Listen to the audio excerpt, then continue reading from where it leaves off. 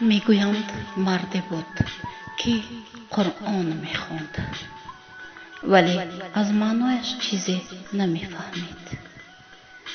پسری خردش از پدر پرسید: قرآن را میخوانید و معنیش را نمیدانید، چی سود دارد؟ پدر گفت: پسرم، سبدی گیر و از آب دریا پر کرده نزدم بیار. پسر به پدر گفت که این امکان ندارد، آب در سبد نمیماند. پدر گفت: آزمایش کن پسرم. پسر سبدی که در آن انگشت سنگ میگذاشتند گرفته به طرف دریا رفت. سبد را زیر آب زد و زود به طرف پدرش دوید، ولی همه آب از سبد ریخت و هیچ آب باقی نماند. و پدرش گفت: هیچ سودی ندارد. پدرش گفت: دوباره امتحان کن پسرم. پسرک باز آزمایش کرد ولی نتوانست که برای پدرش آب بیارد.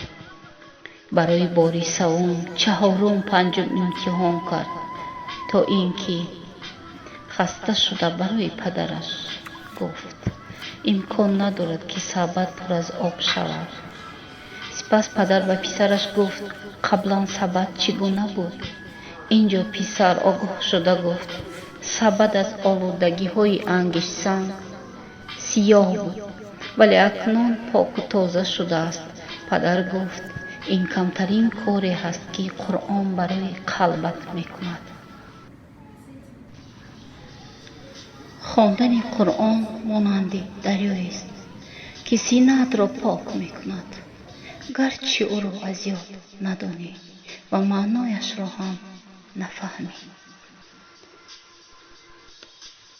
خداوندا، همه مایان را حافظ قرآنت گردان و منفعتش را بر مایان ارزانی دار.